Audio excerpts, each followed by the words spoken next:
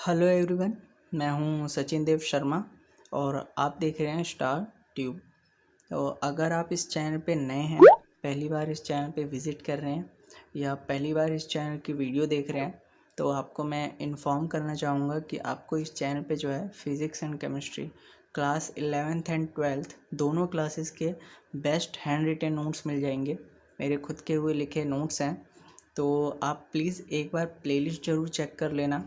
आपको वहाँ पे क्लास वाइज जो है फ़िज़िक्स एंड केमिस्ट्री के प्लेलिस्ट बने हुए मिल जाएंगे। उसमें आपको ऑलमोस्ट सभी चैप्टर के जो है नोट्स मिल जाएंगे अपलोडेड, तो आप वो देख सकते हैं। और अगर आपको वो वीडियोस भी पसंद आए तो प्लीज़ उनको भी लाइक एंड शेयर ज़रूर करना। और बात करें इस वीडियो की, तो ये है आपका केमिस्ट्री क्लास 12th का चैप्टर 1 सॉलिड स्टेट। तो ये भी आपका बेस्ट नोट्स हैं। आपको जब आप देखेंगे इसको एंड तक ज़रूर देखना, तो आप खुद ही समझ जाएंगे। आपको इतनी इजी लैंग्वेज में इतने बेस्ट तरीके से बना हुए नोट्स मुझे नहीं लगता आपको यूट्यूब पे मिलेंगे। इसमें आपको एनसीईआरटी के जो एग्ज़ाम्पल है, चाहे वो सॉल्व हो या अनसॉल्व हो, और टेक्स्ट क्वेश्चन वो भी इसमें इंक्लूडेड है इन नोट्स में। तो आपको ये समझिए कि एनसीईआरटी देखने की भी मुझे नहीं लगता ज़रूरत पड़ेगी। ठीक है, आप सिर्फ उसमें से एक्सरसाइज क्वेश्चन करना चाहें एनसीईआरटी में से तो आप वो कर सकते हैं। अदरवाइज़ आपके लिए ये नोट्स जो हैं मेरे, ये बहुत होने वाले हैं बोर्ड एग्ज़ाम के पॉइंट ऑफ व्यू से। तो प्लीज़ इसे एंड तक देखना और पूरा देखना। तो स्टार्ट करते हैं। यह है आपका solid state. A solid is defined as the state of matter which has definite shape and definite volume. तो सॉलिड कैसे डिफाइन होता है? स्टेट ऑफ मैटर जिसका जो है डेफिनेट शेप हो और डेफिनेट वॉल्यूम हो। कैरेक्टरिस्टिक्स ऑफ सॉलिड, तो it has stronger intermolecular forces as compare to the other state of matter. तो इसका जो इंटरमोलिकुलर फोर्स होता है वो आपका स्ट्रॉन्गेस्ट होता है अगर आप कंपेयर करें गैस या लिक्विड से। तो second point, in solid constituent particles, ion atoms and molecules are nearer to each other as compared to other state of matter। और ये जो होते हैं इसके जो कंस्टिट्यूएंट पार्टिकल्स वो क्या होते हैं, वो बहुत ही ज़्यादा पास होते हैं एक दूसरे के सॉलिड, लिक्विड और गैसेस के कंपैरिजन में। In solid, constituent particles cannot leave their position. They can just oscillate about their mean position. इसके जो पार्टिकल्स होते हैं वो अपनी जगह नहीं छोड़ते हैं, वो सिर्फ अपनी मीन पोजीशन पे टू एंड फ्रो मोशन करते हैं। फोर्थ पॉइंट है सॉलिड्स आर रिजिड। फिफ्थ है आपका solids are least compressible. Sixth है आपका solids have greater density than liquid and gas. तो ये इसकी कैरेक्टरिस्टिक्स थे सॉलिड के। फिर आपका क्लासिफिकेशन ऑफ सॉलिड। तो सॉलिड जो है आपके दो टाइप के हैं, क्रिस्टलाइन सॉलिड और अमॉर्फस सॉलिड। क्रिस्टलाइन जो है वो आपको 4 टाइप के पढ़ने हैं, आयनिक, कोवेलेंट, मेटेलिक एंड मॉलिकुलर। तो इनके बारे में भी हम आगे देखेंगे। फिर आपका क्रिस्टलाइन सॉलिड, सबसे पहले क्रिस्टलाइन सॉलिड देख लेते हैं। A solid is said to be crystalline if the constituent particles of solid are arranged in a definite geometrical pattern। इसका एग्जाम्पल देखें तो क्वार्ट्ज, डायमंड, आपका एक्सेट्रा, ये सब आपके एग्जाम्पल्स लिखे हुए हैं। तो क्रिस्टलाइन सॉलिड क्या होता है कि वो सॉलिड जिनके जो कंस्टिट्यूएंट पार्टिकल्स जो हैं वो क्या हो, एक डेफिनेट ज्योमेट्रिकल पैटर्न में अरेंज हो। ठीक है, डेफिनेट मीन्स है कि वो एक ही पैटर्न फॉलो करें। तो अगर स्क्वायर है, मैं एग्जांपल दे रहा हूँ बस, तो स्क्वायर के आप देखेंगे कि 4 जो उसके जो पॉइंट्स है, अगर उनको मैं एजेस को अगर कंस्टिट्यूएंट पार्टिकल्स अगर मैं कंसिडर करूँ तो वो क्या होंगे, उसके ऊपर अगर आप स्क्वायर रखेंगे तो उसके भी पार्टिकल्स उसी लाइन में आएंगे, साइड में रखेंगे तो उस वाले स्क्वायर के भी उसी के लाइन में रहेंगे। मीन्स वो एक पैटर्न फॉलो करेंगे। अगर स्क्वायर है तो स्क्वायर, रेक्टेंगल है तो रेक्टेंगल। तो उसी तरह से जो पार्टिकल्स है, कंस्टिट्यूएंट पार्टिकल्स, वो क्रिस्टलाइन सॉलिड के क्या होते हैं, वो डेफिनेट ज्योमेट्रिकल पैटर्न जो है वो फॉलो करते हैं। इसका एग्जांपल बता ही दिया, ग्रेफाइट हो गया आपका, डायमंड हो गया, क्वार्ट्ज हो गया, कॉपर, आयरन एक्सेट्रा, ये सारे क्या आपके क्रिस्टलाइन सॉलिड है। फिर है आपका अमॉर्फस सॉलिड। तो a solid is said to be amorphous if the constituent particles do not follow any regular geometry. तो अगर कोई भी रेगुलर ज्योमेट्री फॉलो ना करे कंस्टिट्यूएंट पार्टिकल्स किसी सॉलिड का, तो वो कौन सा सॉलिड होगा? Amorphous solid. इसका एग्जांपल है आपका glass, plastic, would, rubber etcetera. तो अब है comparison between amorphous and crystalline. तो ये आपका क्वेश्चन पूछा जाता है, ठीक है, आपको ये एग्ज़ाम में पूछ लेते हैं कि कंपैरिजन करना होता है। तो आपको कंपैरिजन इसी तरह से करना है, लाइन खींच के, क्रिस्टलाइन सॉलिड और अमॉर्फस सॉलिड। तो क्रिस्टलाइन सॉलिड का फर्स्ट पॉइंट है आपका constituent particles are arranged in a fixed geometrical pattern. तो इसके पार्टिकल्स क्या होते हैं? फिक्स्ड ज्योमेट्रिकल पैटर्न में अरेंज होते हैं। Amorphous solid, there is no regular geometry of constituent particles, इसमें कोई भी रेगुलर ज्योमेट्री नहीं होती। क्रिस्टलाइन में second point long range order होता है। लॉन्ग रेंज मतलब ये आपको जो पैटर्न होगा वो काफ़ी लंबे पैटर्न दिखेंगे आपको, ये नहीं कि दो चार हो, ये आपको लॉन्ग रेंज ऑर्डर में दिखेगा। और अमॉर्फस में क्या है? May have short range order और नो ऑर्डर एट ऑल। इसमें मोस्टली तो ऑर्डर होता नहीं है, और अगर होगा तो वो शॉर्ट ऑर्डर होगा, शॉर्ट रेंज ऑर्डर होगा। Third point, it has fixed shape geometrical generally with edges. It has fixed shape generally with edges, it has no fixed shape. तो जो क्रिस्टलाइन का होता है वो फिक्स शेप होता है एज से, और इसका अमॉर्फस का शेप फिक्स्ड नहीं होता। Fourth point, it has definite heat of fusion, it has no definite heat of fusion. Sharp melting point, it melts over a range of temperature. और जो अमॉर्फस है उसको आप पिघला के किसी भी शेप में भी बना सकते हैं। It can be moulded and blown into various shapes.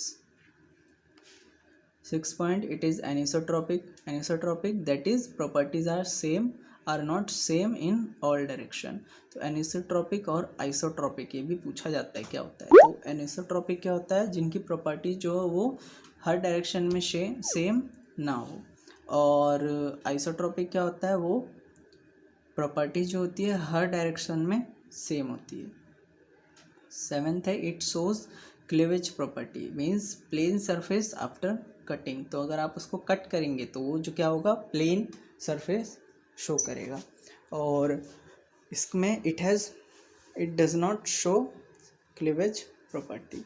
Amorphous आपका क्लीवेज प्रॉपर्टी शो नहीं करता। फिर crystalline, it is a true solid. Amorphous, it is a pseudo solid. तो ये था आपका कंपैरिजन क्रिस्टलाइन और अमॉर्फस सॉलिड का।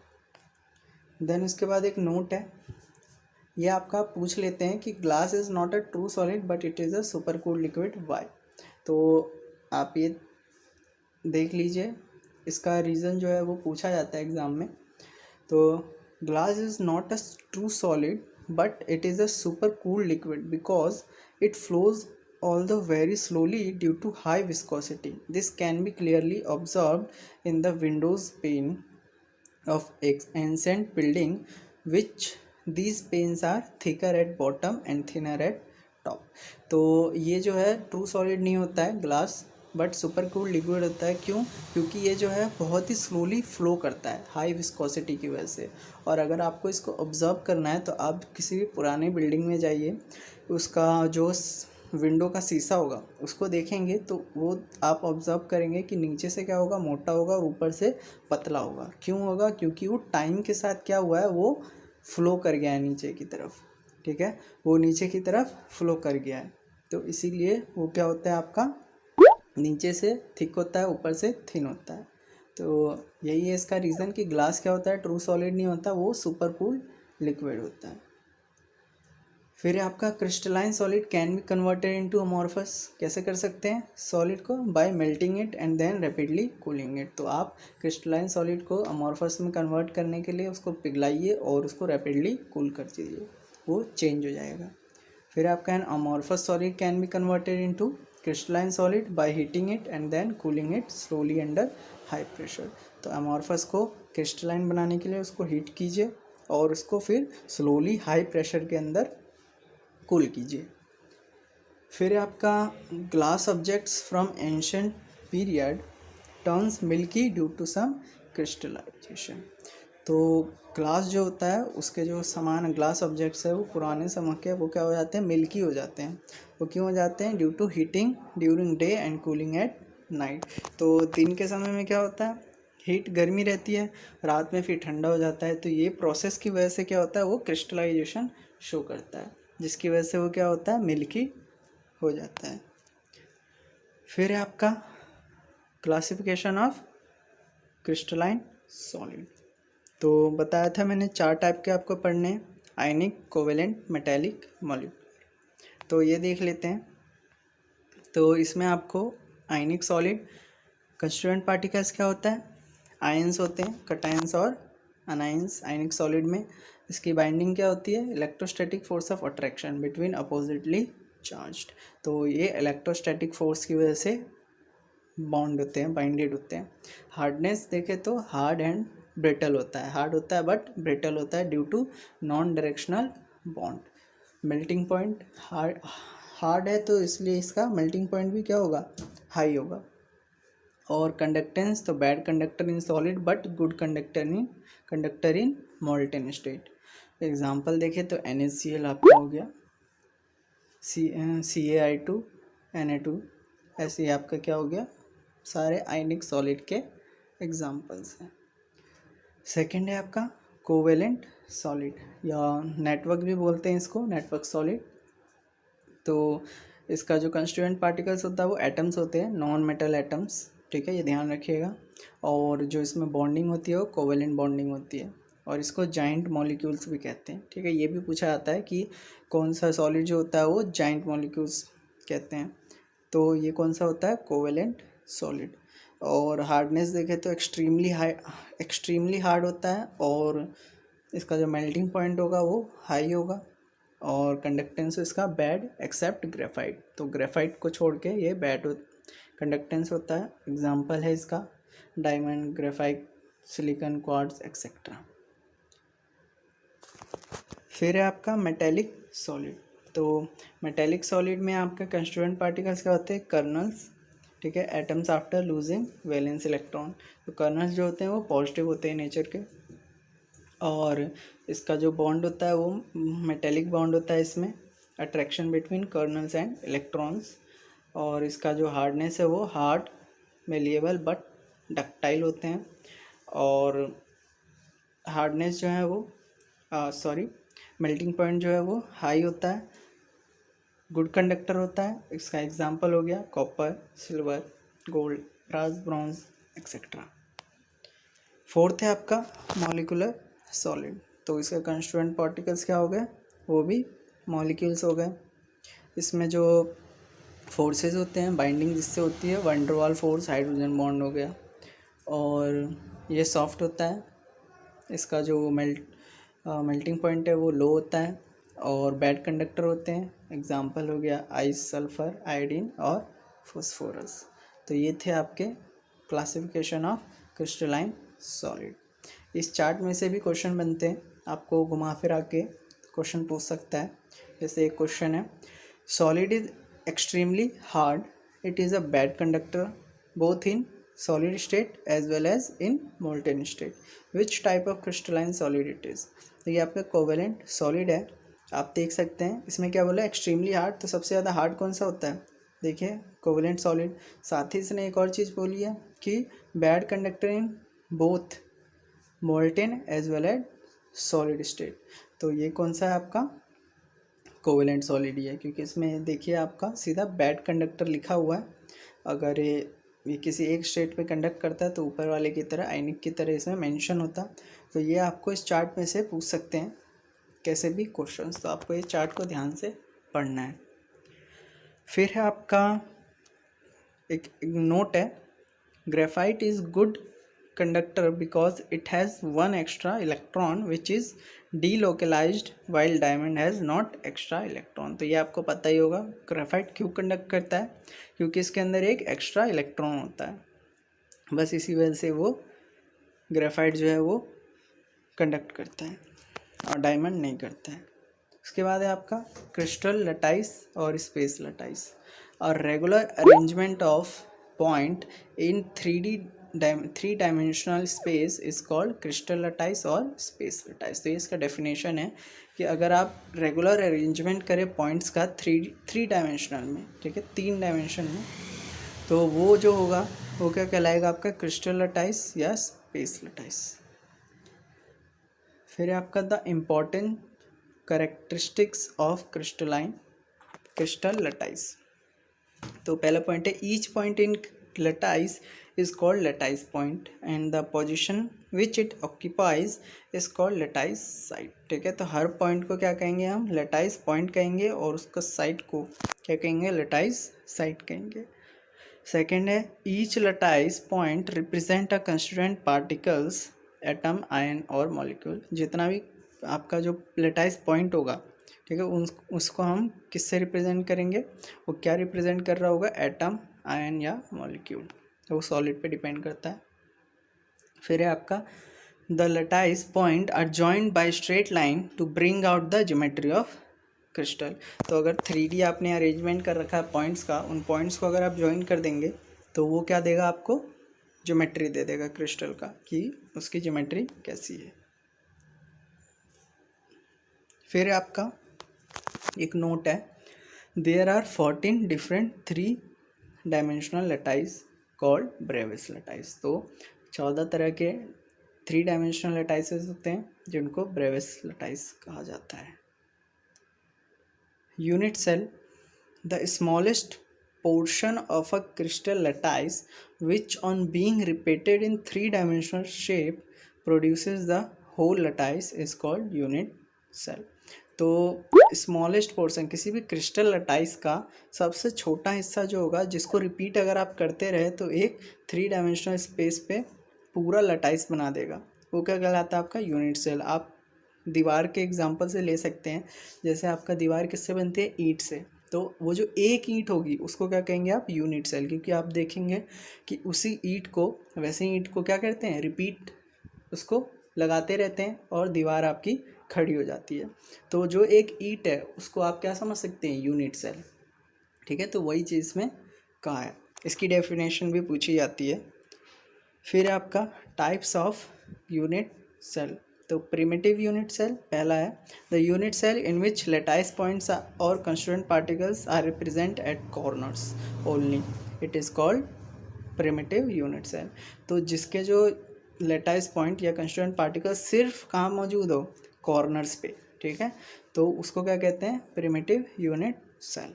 सेकेंड है आपका सेंटर्ड यूनिट सेल या नॉन प्रिमिटिव। तो ये 3 तरह के होते हैं। पहला है आपका बॉडी सेंटर्ड, ठीक है, तो बॉडी सेंटर में है a unit cell in which lattice points are present at corners as well as body centre is called body centre unit cell. तो वो यूनिट सेल जिसके जो लटाइस पॉइंट है वो कॉर्नर्स पे तो हो ही, साथ ही बॉडी के सेंटर पे भी हो, उसको क्या कहेंगे, body centre unit cell. B है आपका face centred unit cell, a unit cell in which constituent particles are present at corners as well as face center is called face center unit cell। तो वो unit cell जिसके constituent particles जो हैं वो कहाँ हो, कॉर्नर्स पे तो हो ही, लेकिन जो फेस होते हैं आपके जो, उन पे भी ये प्रेजेंट हो, फेस के सेंटर, तो इसको क्या कहेंगे, फेस सेंटर्ड यूनिट सेल। फिर आपका एंड सेंटर यूनिट सेल। तो in the unit cell particles are present at corners as well as 2 opposite faces of unit cell.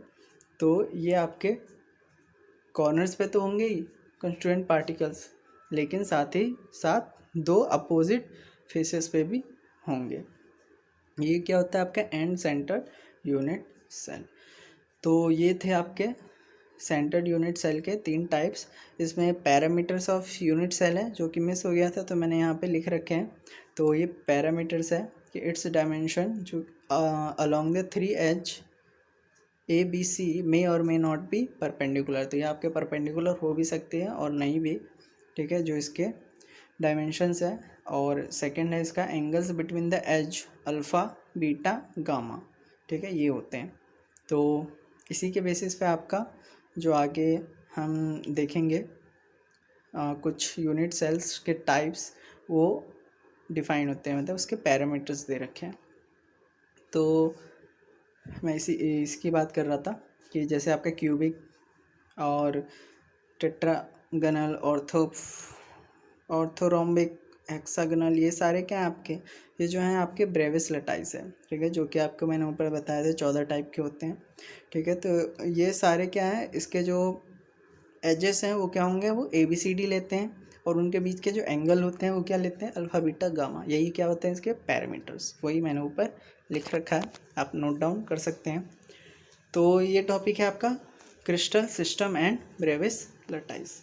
तो ये आपके 7 तरह के सिस्टम हैं, ठीक है, 7 तरह के सिस्टम हैं, cubic, tetragonal, orthorhombic, hexagonal, rhombohedral, monoclinic और ट्राइक्लिनिक। तो इसके एज लेंथ जो होंगे क्यूबिक का, तीनों बराबर होंगे।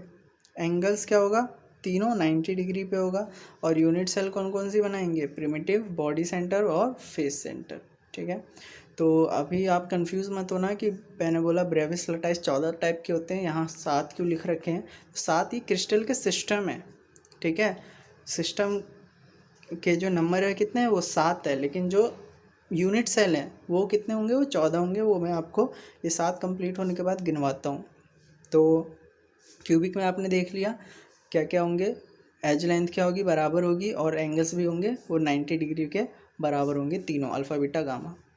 और टेट्रागनल में देखें तो AB बराबर होगा C नॉट इक्वल टू होगा, और तीनों एंगल जो होंगे वो 90 डिग्री के होंगे। और ये कौन कौन से यूनिट सेल बनाएंगे, प्रिमिटिव और बॉडी सेंटर। फिर है ऑर्थोरोम्बिक, इसमें तीनों जो होंगे एजेस वो क्या होंगे, नॉट इक्वल होंगे, और एंगल्स जो होंगे उनके बीच के वो क्या होंगे, वो 90 डिग्री एंड इक्विवेलेंट होंगे। और ये कौन कौन से यूनिट सेल बनाएंगे, primitive, body centre, face centre और एंड सेंटर। फिर है आपका हेक्सागनल, तो A इक्वल टू B होगा और वो नॉट इक्वल टू C होगा, मतलब कि तीसरा जो होगा दोनों से अलग होगा। और अल्फ़ा बीटा 90 डिग्री बनाएंगे, और गामा जो होगा वो आपका 120 डिग्री बनाएगा। और ये कौन सा यूनिट सेल देगा, प्रिमिटिव। फिर रोम्बोहेड्रल है, तो A equal to B equal to C होगा, और जो इसके एंगल्स होंगे वो 90 डिग्री नहीं होंगे, लेकिन बराबर होंगे जितना भी होगा। और ये प्रिमिटिव यूनिट सेल बनाएगा ये भी।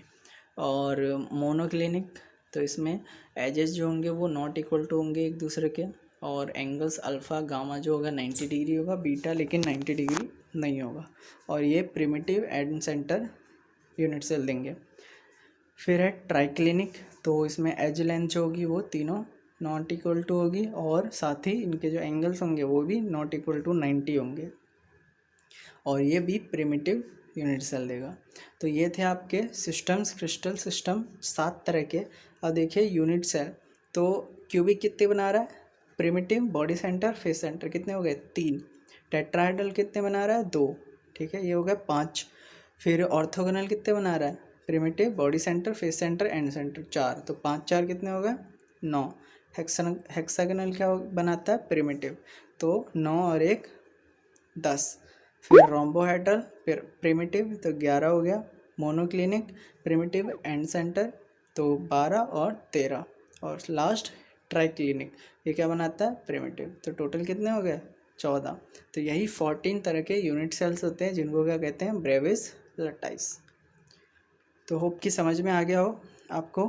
आप कमेंट कर सकते हैं नीचे कोई भी दिक्कत हो तो, और प्लीज़ लाइक ज़रूर करना अगर अभी तक भी नहीं किया है लाइक तो। फिर है इसके बाद types of cubic unit cell. तो पहला है आपका simple cubic cell. In this type of cubic unit cell constituent particles are present at 8 corners. तो सिंपल क्यूबिक में क्या होते हैं, जो कंस्टिट्यूएंट पार्टिकल्स होंगे वो 8 किनारों पे जो होगा यूनिट सेल के वो प्रेजेंट होगा। तो number of atoms per unit cell कितना हो गया, तो 8 कॉर्नर्स होते हैं, और उनका कंट्रीब्यूशन कितना होता है, 1/8 होता है, ठीक है। तो आपका जो एक यूनिट सेल में जो कितना एटम हो जाएगा, फिर 1, टोटल कितना हो गया 1, ठीक है। आप एज्यूम करना पड़ेगा, ये आपको 8 कॉर्नर होते हैं ये तो आपको पता है, लेकिन जो उनका हर कॉर्नर का कंट्रीब्यूशन जो होता है वो कितना होता है 1/8 होता है। ठीक है, एक जो किनारे का एटम होता है वो 8 हिस्सों में जो होता है वो बटा होता है, और उसका सिर्फ एक हिस्सा जो होता है वो उस एक यूनिट सेल के अंदर आता है, इसीलिए 1/8 से इसको डिवाइड कर रखा है। और टोटल कितना हो जाएगा फिर एक, मतलब एक यूनिट सेल के अंदर एक जो एटम है वो होता है किसमें, सिंपल क्यूबिक सेल में। फिर है आपका body centred cubic unit cell BCC। तो in this unit cell 8 particles are present at 8 corners and 1 in the body centre, तो ये बताया था। तो अब ये देखिए कि आपको 8 कॉर्नर्स पे क्या है, वो तो एक एक प्रेजेंट होगा। ठीक है, तो 8 कॉर्नर्स का टोटल कंट्रीब्यूशन कितना हो गया, ऊपर दिखाया था सिंपल क्यूबिक में, उसका कितना होगा 1, प्लस इसमें क्या बोला है एक बॉडी सेंटर पे भी होगा, तो बॉडी के जो सेंटर पे है वो तो पूरा का पूरा क्या होगा उसी यूनिट सेल के अंदर होगा। तो number of atoms per unit cell क्या हो जाएगा, 8 किनारों का टोटल मिला के 1 प्लस 1 बीच में, टोटल कितना हो गया 1 + 1 = 2। ठीक है, फिर आपका face centred cubic unit cell. तो in this unit cell 8 atoms are present at 8 corners and 6 are present at 6 faces. Face centre में बताया था कि कॉर्नर पे तो होंगे ही, लेकिन साथ में जो फेस सेंटर होंगे उस पर भी होगा। तो फेस कितने होते हैं किसी भी क्यूब के, 6 फेसेस होते हैं। ठीक है, तो वहाँ भी वो प्रेजेंट होगा। तो अब देखिए ये तो समझ में आ गया होगा कि अगर 8 किनारों पे है तो उसका टोटल कंट्रीब्यूशन कितना होगा 1 टोटल मिला के, और साथ ही में 6 सेंटर्स पे जो फेसेस है उनके भी प्रेजेंट है, तो उनका जो कंट्रीब्यूशन होता है वो हाफ होता है। ठीक है, कैसे, अगर आप फेस है उसके सेंटर पे ये है तो आधा क्या होगा इस साइड होगा और आधा उस साइड होगा, लेकिन हम तो अभी एक ही यूनिट सेल की बात कर रहे हैं, तो इसके अंदर कितना हिस्सा आया एक एटम का आधा, इसीलिए हमने 6 × हाफ कर रखा है। तो फेसेस का कंट्रीब्यूशन टोटल कितना हो गया 3। ठीक है, 6 फेस है 1/2 करेंगे तो 3। तो इस सेल के अंदर कितने एटम्स हो गए, एक जो कि कॉर्नर्स का मिला के प्लस 3 जो कि फेसेस का मिला के, टोटल कितने हो गए FCC के अंदर 1 + 3 4। तो फिर से बता देता हूँ, सिंपल क्यूबिक में एक टोटल एटम कंट्रीब्यूशन होता है एक यूनिट सेल के अंदर। ठीक है, BCC में 2 और फेस सेंटर में 4। ठीक है, तो इसके ऊपर आपके क्वेश्चन बनते हैं, इसलिए मैंने यहाँ पे अलग से टेबल बना रखा है रिवाइज करने के लिए। आप ये देख सकते हैं डायमेंशन कॉर्नर पे नंबर ऑफ कितने आइटम्स टोटल प्रेजेंट होंगे, कॉर्नर्स कितने होते हैं 8। ठीक है, और उनका कंट्रीब्यूशन कितना होगा 1/8। ठीक है, बॉडी सेंटर कितना होता है, एक ही सेंटर होता है किसी भी सेल का, बॉडी का सेंटर कितना होगा एक ही होगा, तो उसका कंट्रीब्यूशन कितना होता है पूरा 1। और फेस सेंटर किसी भी क्यूब में कितने फेसेस होते हैं 6, और उनका कंट्रीब्यूशन क्या होगा 1/2। एज पता होगा होप कि आपको, एजेस कितने होते हैं 12 एजेस होते हैं। ठीक है, किनारे जो होते हैं वो कितने होते हैं 12, और सबका कंट्रीब्यूशन कितना होता है 1/4। और बॉडी डायगनल अगर आप एक किनारे से दूसरे किनारे देखेंगे तो 4 बॉडी डायगनल बनेंगे। ठीक है, उन सब का कंट्रीब्यूशन कितना होता है 1। तो ये था, आपको ध्यान रखना पड़ेगा। ठीक है, इसी पे आपको क्वेश्चन बनता है कि क्वेश्चन है P atom are at corners as well as face centre. ठीक है, जो P एटम है वो क्या है, वो कॉर्नर पे है और साथ ही साथ फेस के सेंटर पे भी है। Q atom are at edges as centre and body centre, derive the formula of compound, ये पूछा जाता है। तो नंबर ऑफ P एटम्स हम पहले निकालेंगे पर यूनिट सेल। तो P एटम देखिए कहाँ कहाँ है, इसने क्या बोला है कि एक कॉर्नर्स पे तो होंगे ही, साथ में फेस सेंटर पे भी होगा, ये हमने ऊपर अभी देखा था। तो कॉर्नर्स का कंट्रीब्यूशन पहले देखिए, कॉर्नर्स कितने होते हैं यहाँ देखिए टेबल पे 8, इन सब का कंट्रीब्यूशन कितना होता है 1/8, तो उसको 8 से 1/8 को मल्टीप्लाई कर दीजिए, सिंपल है। प्लस और कहाँ बोला है फेस सेंटर पे, फेस कितना होता है 6, उन सब का कंट्रीब्यूशन कितना होता है 1/2, 6 × 1/2 कर दीजिए, सिंपल। सॉल्व करेंगे कितना हो गया 4, तो हमारे पास नंबर ऑफ P एटम्स निकल गए कितने 4। अब हम नंबर ऑफ़ क्यू एटम्स देखते हैं। तो इसमें क्या बोला है, क्यू कहाँ, एज सेंटर पे, एज सेंटर पे जो है वो प्रेजेंट होता है। तो पहले देखते हैं एज कितने होते हैं। एज कितने होते हैं, 12। ठीक है, 12 इंटू इन सब का कंट्रीब्यूशन कितना होता है, 1/2। तो हम सॉरी 1/4, तो 1/4 से मल्टीप्लाई कर दिया, प्लस और कहाँ बोला है, बॉडी सेंटर पे। बॉडी सेंटर कितनी होती हैं, एक ही होती है, और उसका कंट्रीब्यूशन भी क्या होता है, पूरा एक ही होता है। तो सॉल्व करेंगे, 3 + 1 4।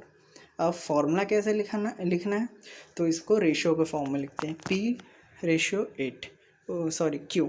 तो P कितना निकला हमारा, 4, Q कितना निकला, 4। तो आंसर क्या हुआ, 4:4। अब इसको आप सिंप्लीफाई कर सकते हैं। तो 4 से दोनों कट जाते हैं, 4 × 4, तो एक एक बार में कटते हैं, 1:1 हो गया। ठीक है, तो फॉर्मूला क्या बन गया, P1Q1। सिंपली आप PQ लिख सकते हैं। ठीक है, एक और मैं बता देता हूँ, P atoms are at corners and Q atoms at alternate faces. Derive the formula of compound. तो ये नंबर ऑफ P atoms क्या बोला, पर यूनिट हम निकालेंगे। तो इसमें क्या बोला, कॉर्नर्स पे प्रेजेंट है, तो कॉर्नर्स कितने होते हैं, 8, और कंट्रीब्यूशन कितना होता है सबका, 1/8। तो ये कितना हो गया, 1। फिर बोला Q atom at alternate faces. ठीक है, अल्टरनेट फेसेस, तो अल्टरनेट फेसेस अगर आप देखेंगे तो क्या होगा, 2 फेसेस बनेंगे। ठीक है, 2 फेसेस बनेंगे अगर आप एक को छोड़ के एक देखेंगे तो। ठीक है, तो आपको 2 फेस मिलेंगे, क्योंकि आपको 4 ऊपर नीचे को अगर भी छोड़ दें, ठीक है, तो 4 फेसेस होते हैं, तो 4 में अल्टरनेट 2 ही बनेंगे। तो ये हो गया आपका टोटल कितना हो गया Q का, 1। तो P/Q बनेगा कितना, 1:1। फॉर्मूला क्या हो गया, PQ। ये क्वेश्चन है, आप ये ट्राई कीजिए, ये भी वैसा ही होगा। ठीक है, आपको बस कितने फेस या कितने एज या कितने कॉर्नर्स होते हैं ये पता होना चाहिए, और उनका कंट्रीब्यूशन कितना होता है वो भी पता होना चाहिए। ठीक है, बाकी मैंने सॉल्व कर रखा है, आप हेल्प ले सकते हैं, खुद ज़रूर ट्राई करें। ठीक है, तो ये क्वेश्चन आपको खुद से करना है। और इसके बाद है आपका close packing. So close packing in solids, इसमें पहला है आपका 1 dimensional close packing. In this close packing atoms are arranged in a row in such a way that each atom is touching its nearby sphere. So इस close packing में जो है atom इस तरह से रो में अरेंज किया जाता है कि जो एटम्स है वो क्या होते हैं, अपने एक दूसरे के पास वाले एटम को टच किए होते हैं। यहाँ पे आपको डायग्राम दिख रहा होगा, पेंसिल से ड्रॉ है। और उसके बाद है आपका 2 डायमेंशनल क्लोज पैकिंग। सो पहला है इसमें ए पार्ट, स्क्वायर क्लोज पैकिंग। इसका कोऑर्डिनेशन नंबर 4 होता है। इन this type of 2D close packing, the centers of sphere are aligned vertically as well as horizontally. If the centers of sphere adjacent to the particular sphere are joined, then a square is formed. So इसमें इस तरह की 2D close packing में जो है वो इस तरह से स्फेयर्स को अरेंज किया जाता है कि सेंटर्स जो होते हैं वो वर्टिकली और एज वेल एज हॉरिजॉन्टली जो होते हैं वो अलाइंड होते हैं।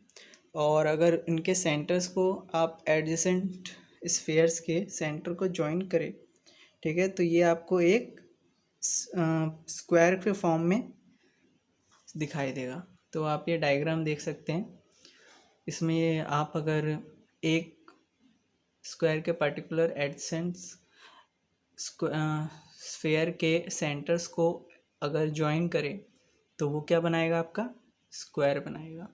इसलिए इसको स्क्वायर क्लोज पैकिंग भी कहा जाता है। और इसमें स्पेस ऑक्यूपाइड जो होता है वो कितना होता है, 52.4%।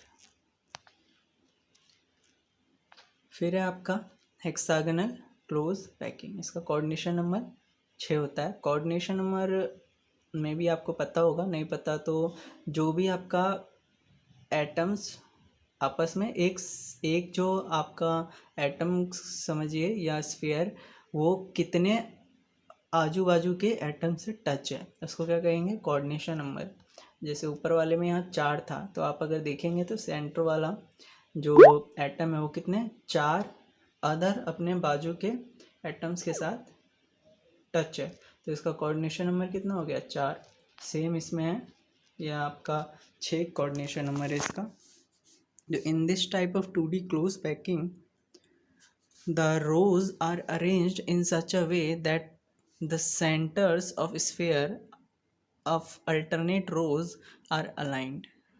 When centers of sphere adjacent to particular sphere are joined, then a hexagon is formed. So इसमें कुछ इस तरह से अरेंज किया जाता है कि अगर आप अल्टरनेट रोज आप जो सेंटर्स है स्फीयर के वो अल्टरनेट रोड्स के वो अलाइंड होते हैं। ठीक है, अल्टरनेट रोज से मतलब है कि एक को छोड़ के दूसरा वाला। ठीक है, आप इसका एग्जांपल अगर आपने देखा होगा, मौसम जो संतरे के जूस बेचते हैं तो वो जो है वो ऐसे ही संतरे को लगा के रखते हैं। अगर आप कभी जूस की दुकान पे जाएंगे जो देखा होगा आपने, वो क्या करते हैं, पहले एक रो लगाते हैं फ्रूट्स की, उसके बाद उस फ्रूट्स के जो गैप होते हैं उसके बीच में वो क्या करते हैं, दूसरी रो लगाते हैं, फिर क्या करते हैं, फिर तीसरी रो उनके बीच के गैप में लगाते हैं। तो इस तरह से क्या बन जाता है, वो अल्टरनेट रो बन जाते हैं। तो कुछ इसी तरह की ये पैकिंग है। तो when centers of sphere adjacent to particular sphere are joined, then a hexagon is formed. और अगर आप सेंटर्स को एडसेंट स्फीयर के ज्वाइन करेंगे तो क्या बन जाएगा आपका हेक्सागन। ठीक है, आपको बना के दिखा रखा है। और इसमें स्पेस जो ऑक्यूपाई होता है वो 60.4%, hence it is more efficient, और इसीलिए क्या होता है, ये मोर एफिशिएंट होता है।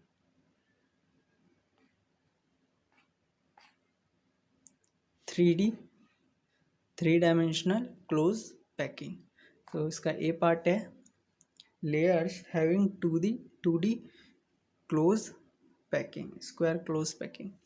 In this type of 3D close packing, layers arranged in one over the other in identical manner, giving a pattern of AAA। इसमें एक तरह के आइडेंटिकल मैनर में अरेंज किया जाता है, यहाँ आपको दिखा रखा है। ये आपको AA टाइप के मिलेंगे पैटर्न में। तो the coordination number of in this type of 3D close packing is 6। The unit cell is simple cubic cell and packing efficiency is 52.4%। तो इसका कोऑर्डिनेशन नंबर 6 है आपका, और इसमें यूनिट सेल कौन सी है, simple cubic cell, packing efficiency आपकी 52.4%। बी पार्ट है when layers have 2D hexagonal close packing. तो फर्स्ट पार्ट है इसमें हेक्सागोनल क्लोज पैकिंग, HCP भी बोलते हैं इसे। In this type of 3D close packing the spheres of second layer are placed over one type of gap in first layer, third layer is identical to first layer, fourth layer is identical to second layer. ये उसी तरह से जो मैंने मौसमी वाले का example या संतरे का फ्रूट जूस का आप एग्जांपल ले सकते हैं। तो उसी तरह से एक लेयर जो होगी वो थर्ड लेयर के इक्विवेलेंट होगी या आइडेंटिकल होगी, और सेकंड जो होगी वो फोर्थ वन के। सो ए बी टाइप की आपको लेयर मिलेगी। और coordination number in this type of 3D close packing is 12, packing efficiency is 74%, और यूनिट सेल जो है इसका FCC। Then cubic close packing, CCP. In this type of 3D close packing, first two layers are identical to those in HCP, but third layer is placed differently, covering the gap collectively produced by first two layers। तो इसमें तीन अलग type की layer, जैसे first layer उसका जो gaps होगा उसके बीच में, ठीक है, एक दूसरी लेयर आएगी, फिर जो उन दोनों का जो गैप होगा वो उसके बीच में एक और लेयर आएगी। मतलब तीन तरह की अलग लेयर बनेगी, उसके बाद फिर रिपीटेशन होगा। Repetition starts from fourth layer giving a pattern ABC ABC। The coordination number in this close packing is 12, packing efficiency 74%, और यूनिट सेल FCC।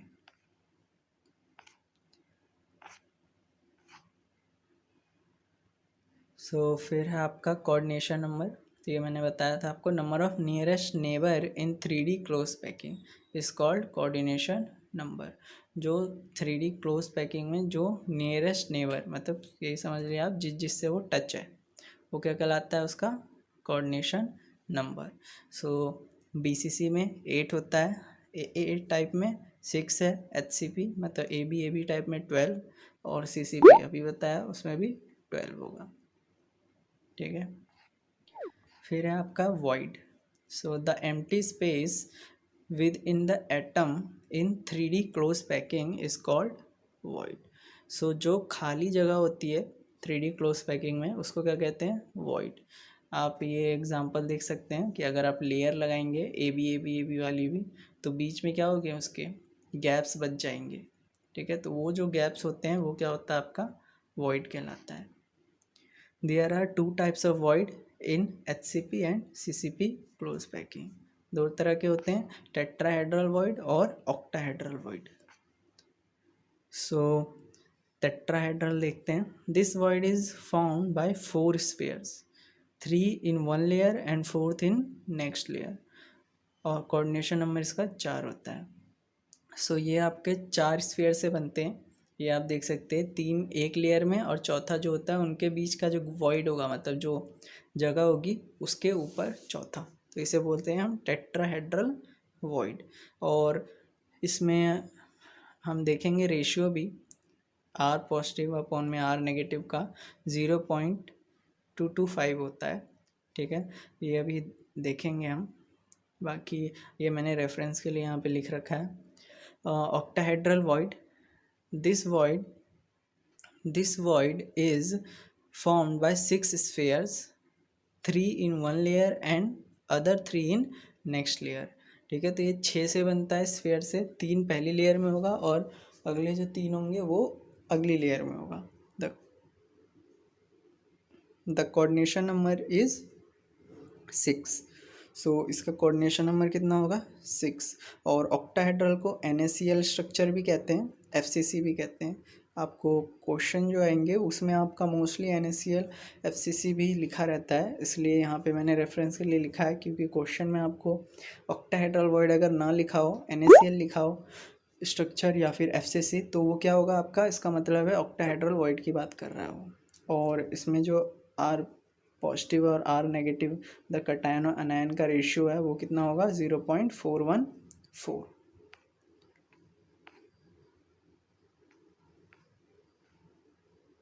अब ये है आपका कटायन अनायन का ratio, the relation between radius of atom and radius of octahedral void.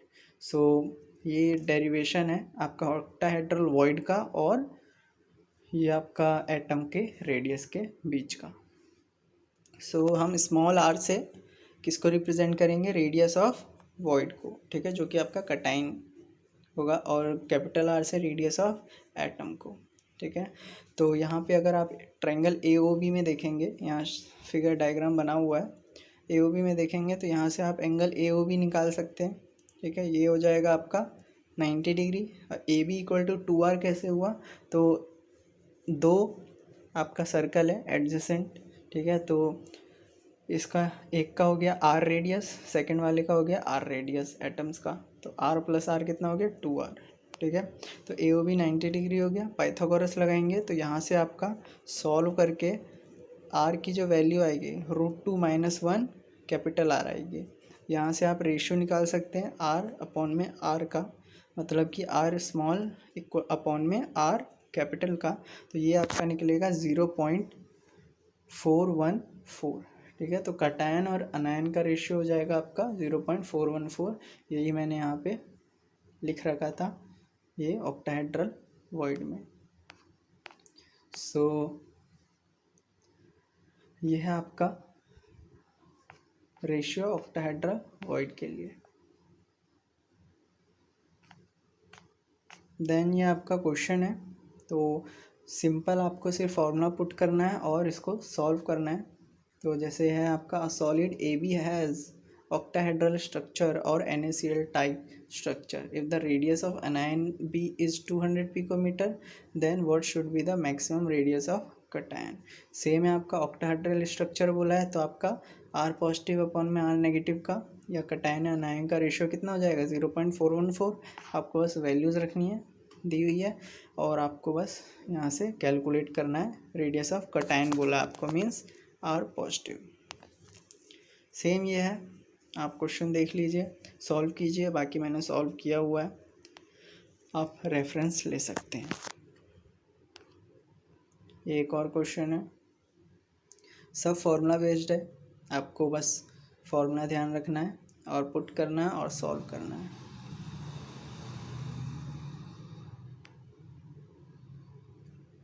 Then इसके बाद है location of void and number of void. So tetrahedral void है आपका, इसकी लोकेशन है वॉइड और नंबर ऑफ वॉइड हम देखेंगे, इस पे भी क्वेश्चंस बनते हैं। So tetrahedral void in FCC unit cell tetrahedral void are present at body diagonals. ठीक है, तो टेट्राहेड्रल जो होते हैं वो बॉडी डायगोनल्स पे होते हैं। कितने डायगोनल होते हैं? एक, अगर आप स्क्वायर के बात करें तो 4 बॉडी डायगोनल होते हैं। ठीक है, तो 2 tetrahedral void are present in each body diagonal. तो टोटल कितने हो गए? 4 into 2 8। So total 8 tetrahedral void जो होते हैं वो एक यूनिट सेल के अंदर प्रेजेंट होते हैं। सो आप नंबर ऑफ एटम या अनायन या लटाइस पॉइंट अगर इक्वल टू n है तो आपके नंबर ऑफ टेट्राहेड्रल वॉइड्स कितने होंगे? 2n होंगे। ठीक है, ये आपको कैलकुलेट करना है ऐसे कि अगर आपको नंबर ऑफ एटम्स n निकले हैं तो टेट्राहेड्रल वॉइड कितने होंगे? 2n होंगे। फिर आपका ऑक्टाहेड्रल वॉइड है, तो in FCC unit cell octahedral voids are present at edges centre as well as body centre. So ये आपके एज सेंटर पे भी प्रेजेंट होते हैं और बॉडी के सेंटर पे भी प्रेजेंट होते हैं। तो अब इसमें नंबर ऑफ एटम्स अगर आपके n है तो नंबर ऑफ ऑक्टाहेड्रल वॉइड भी इसमें n होते हैं। So total number of voids कितने हो गए? n plus 2n equal to 3n। ठीक है, n प्लस 2n से क्या मतलब है? n तो हो गया आपके ऑक्टाहेड्रल वॉइड और 2n क्या हो गए? Tetrahedral void. So total number of voids कितने हो गए? वो हो गए 3n। दोनों मिला के बताया ये टेट्राहेड्रल और ऑक्टाहेड्रल। ये आपको कैलकुलेट करने को आता है इसलिए बताया गया है। ये आपको एक क्वेश्चन करके दिखाता हूँ, सो आपको क्लियर हो जाएगा। उसके बाद आप ट्राई करेंगे तो आपको भी समझ में आ जाएगा। इन an ionic solid anion B are present at HCP lattice and cation A are present in 1/4 of tetrahedral void. Derive the formula of compound. ठीक है, तो ये आपको फॉर्मूला डिराइव करना है। सो हम सबसे पहले लेट करेंगे, आपको यही सेम प्रोसीजर फॉलो करना है। Let number of anion equal to n। ठीक है, नंबर ऑफ अनायन जो है जो कि हमें निकालना है वो क्या हो गया आपके, हमने n कर लिया जो कि आपको जैसे क्वेश्चन में लिखा हुआ है, in an ionic solid anion B are present at HCP lattice. So हमने अनायन बी ही लेट किया है n। तो हमने देखा था कि अगर आपके अनायंस या एटम्स n है तो टेट्राहेड्रल वॉइड कितने होंगे? 2 इंटू n, 2n हो गया। अब इन्होंने बोला है कि कटायन A जो है वो क्या है? 1/4 of tetrahedral void. So cation A कितना हो जाएगा? 1/4 into 2n। So cation A कितना हो गया? n अपॉन में 2। तो अब रेशियो कितनी हो गई A और B की? हमें कंपाउंड का रेशियो निकालना था, तो A/B कितना हो गया? n अपॉन में 2 और n, तो ये कितना हो गया? 1:2। फॉर्मूला बना देंगे AB2। ठीक है, तो ये सिंपल है, आप ट्राई करेंगे, 2-3 क्वेश्चंस कर देखेंगे तो आप भी कर सकते हैं। इजी है ये, ज़्यादा टफ नहीं है। अगला क्वेश्चन है ये, तो इसमें भी सेम है, आप ट्राई कर सकते हैं। इसमें भी वही सेम प्रोसीजर फॉलो करना है आपको। अनायन को क्या करना है? पहले एनलेट करना है। इसमें ऑक्टाहेड्रल की बात की गई है तो उसको बताया था कि अगर नंबर ऑफ एटम n है या अनायन n है तो नंबर ऑफ ऑक्टाहेड्रल वर्ड कितने होंगे? वो भी n होंगे। अब इसमें कटायन बोला है 2/3 ऑफ ऑक्टाहेड्रल वर्ड। सो हमने 2/3 ऑफ ऑक्टाहेड्रल वर्ड लिया, फिर रेशियो निकाली और देन फॉर्मूला बना दिया। ठीक है, सो आपको ये ट्राई करना है। अगला क्वेश्चन है तो ये आप खुद ट्राई कीजिए, सॉल्व मैंने किया हुआ है, आप रेफरेंस ले सकते हैं।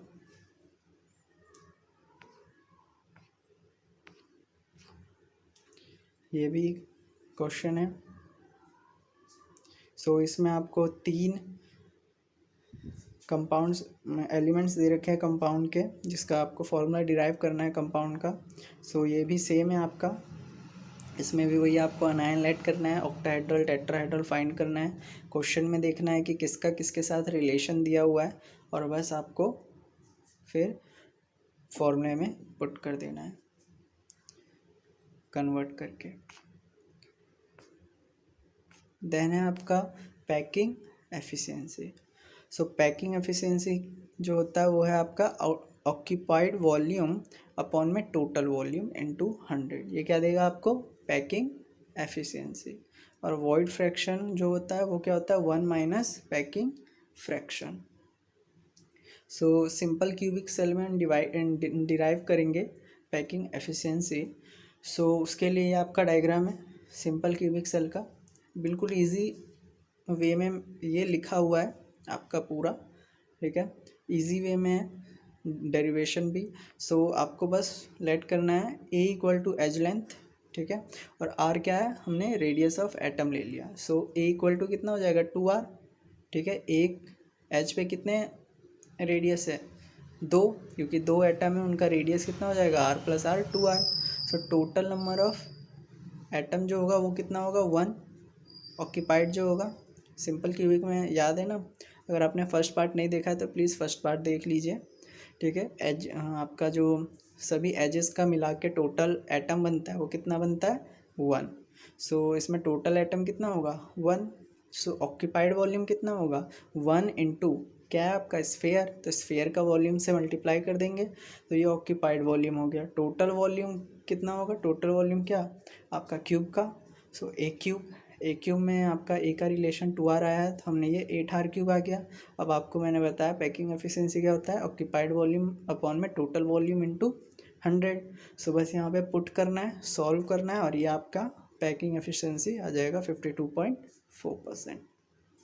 सो सिंपल क्यूबिक सेल का आपका जो पैकिंग एफिशिएंसी है वो कितनी है? 52.4%।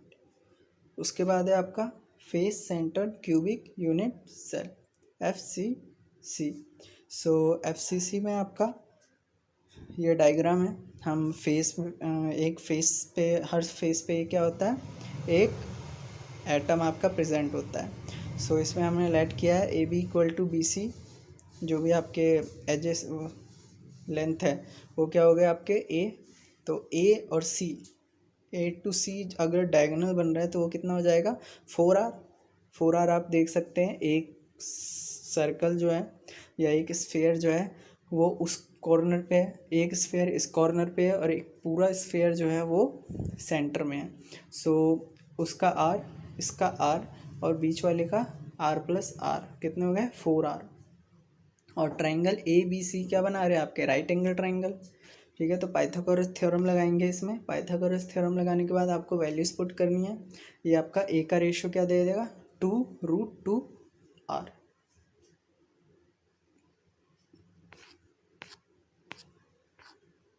देन उसके बाद आपको ऑक्यूपाइड वॉल्यूम निकालना है। सो FCC में याद होगा आपको कितने होते हैं टोटल एटम? 4।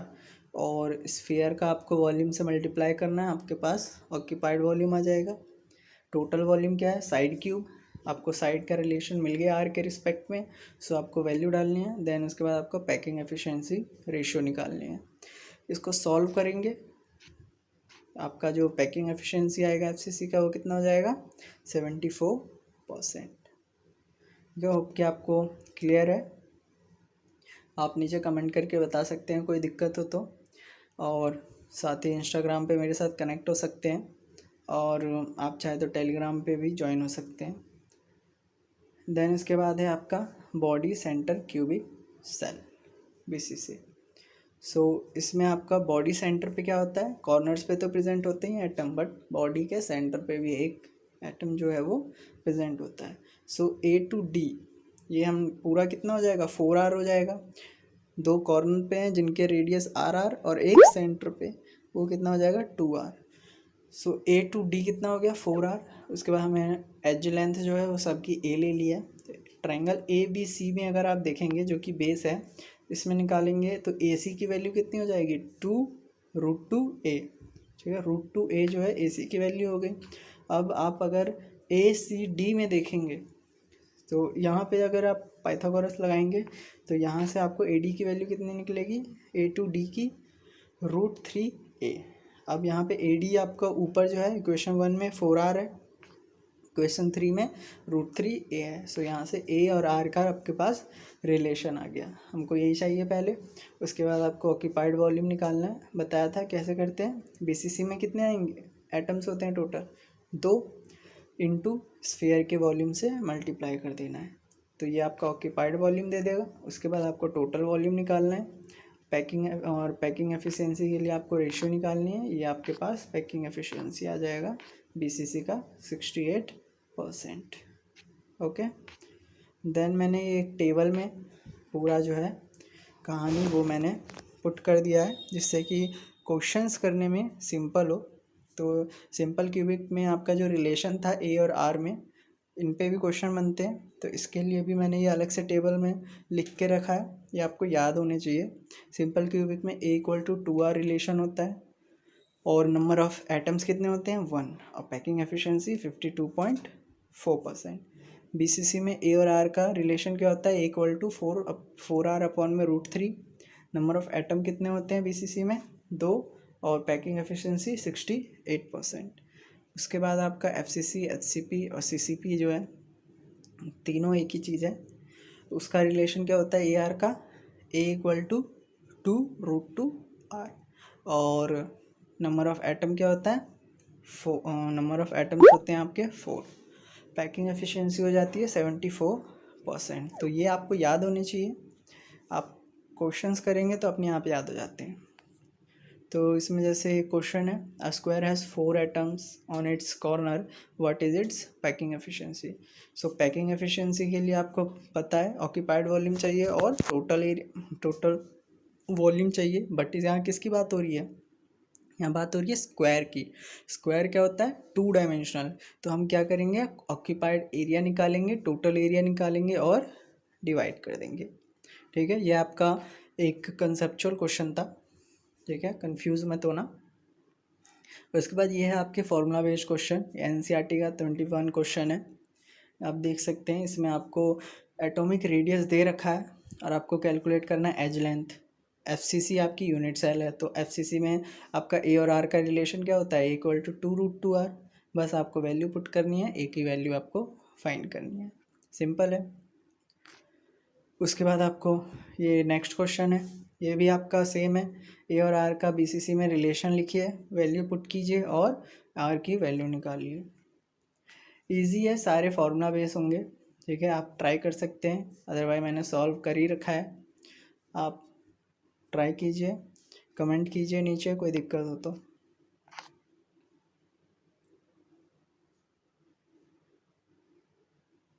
उसके बाद है आपका density of solid. So density आपको पता ही होगा, मास पर यूनिट वॉल्यूम होता है। So mass of unit cell divided by volume of unit cell आपको क्या दे देगा डेंसिटी। सो यहाँ मास क्या होता है, मास ऑफ यूनिट सेल होता है Z × M जो कि एटॉमिक मास है अपॉन में Na जो कि एवोगैड्रो नंबर है। ये सारे मैंने लिख रखे हैं साइड में।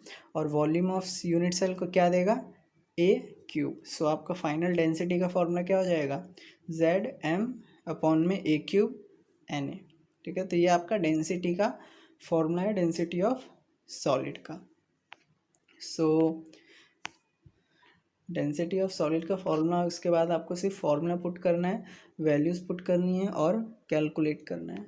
यहाँ पे कुछ कन्वर्जन्स दे रखे हैं मैंने, आप याद ना हो तो आप कर सकते हैं। 1 पिकोमीटर = 10⁻⁻10 सेंटीमीटर = 10⁻⁻12 मीटर, ये सब है, आपको काम आएंगे न्यूमेरिकल्स में।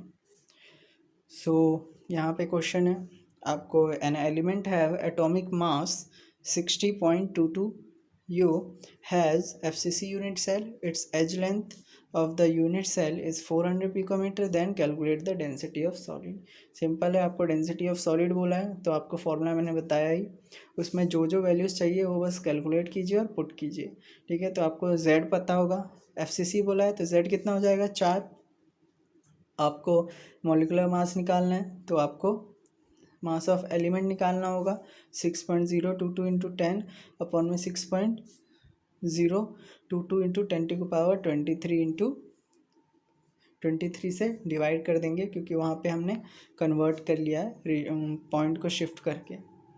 ओके, और एटॉमिक मास आपको 60.22 दे रखा है। ठीक है, तो मास ऑफ एलिमेंट ये आपको सिंपल है। सिर्फ अगर मास ऑफ एलिमेंट अगर ऐसे ना निकालना चाहे तो आप सीधा पुट कर दीजिए जो भी एटॉमिक मास है।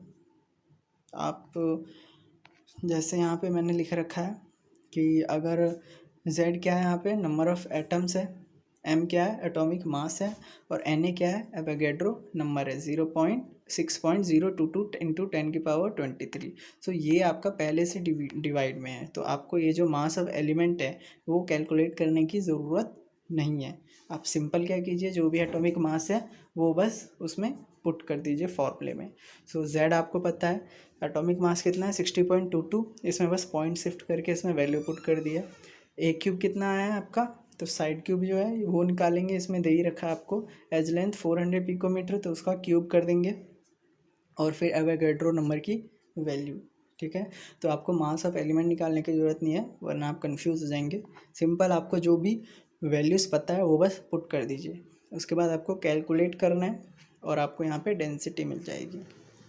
सेम आपके पास यहाँ है, तो यहाँ देखेंगे तो यहाँ पे आपको क्या दे रखा है, an element has BCC unit cell of 300 gram of that element contains 6 into 10⁴ atoms and edge length of the unit cell is 250 picometre, then calculate density.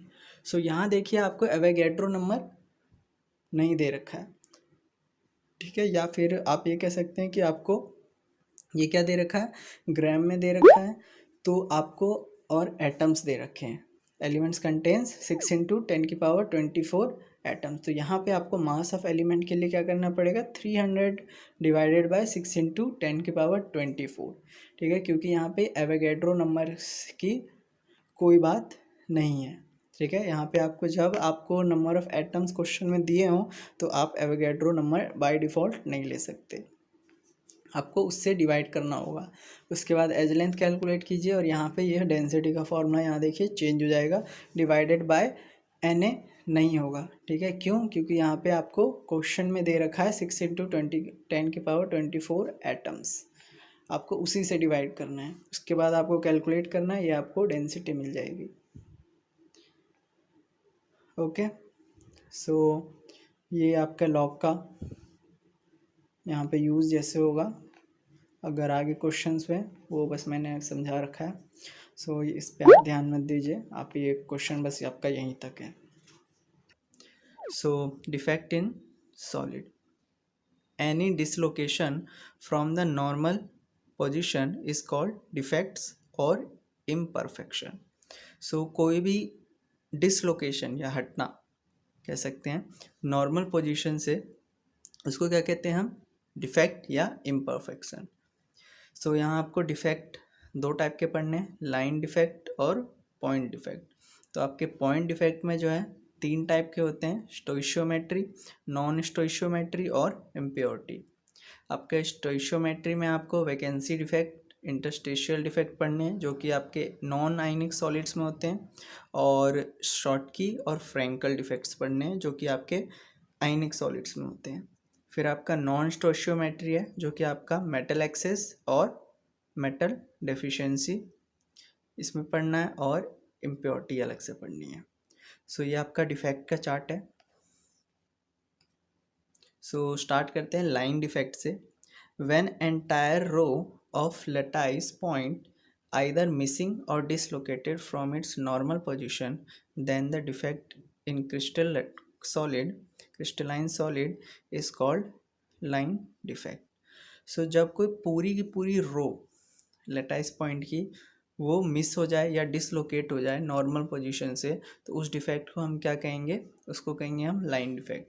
ठीक है, जैसे यहाँ पे मैंने एक फिगर बनाया हुआ है, मान लीजिए कि ये आपका कोई सॉलिड है, उसमें जो आपके अरेंजमेंट है, ठीक है, जो भी अरेंजमेंट है आपके लैटिस पॉइंट्स का या एटम्स का कह लीजिए, वो कुछ इस तरह से है तो आप देखेंगे कि ऊपर की 2 और नीचे की 2 रो जो है वो है, बट उसके बीच की रो जो है वो पूरी की पूरी गायब है। ठीक है, तो इस तरह के पूरी लाइन को या रो का गायब हो जाना क्या कहते हैं हम? Line defect. ओके, फिर है आपका पॉइंट डिफेक्ट और atomic imperfection. So when some of the lattice points are either missing from their lattice site or dislocated to interstitial site, then the defect is called point defect or atomic imperfection. So जब lattice point या तो missing हो या वो अपनी lattice site से dislocate हो गया हो इंटरस्टिशियल साइट पर, तो उस तरह के डिफेक्ट को हम क्या कहेंगे? आपका पॉइंट डिफेक्ट या एटॉमिक इम्परफेक्शन। सो आपको लटाइस साइट पता ही होगी। लटाइस साइट वो साइट है जहाँ पे आपका एटम प्रेजेंट है, या इसे लटाइस पॉइंट भी कहते हैं। और आपका ये जो एक और टर्म है इसमें, ये इंटरस्टिशियल साइट। तो इंटरस्टिशियल साइट जो ये आपको गैप दिख रहे होंगे, या आप लटाइस साइट के अलावा जो भी जगह है बीच में, उसको आप इंटरस्टिशियल साइट कह सकते हैं। सो जब ये आपका डिसलोकेट हो जाए, वहाँ मूव कर जाए, डिसलोकेट हो जाए या मिस हो जाए, तो उसको हम क्या कहेंगे? Point defect.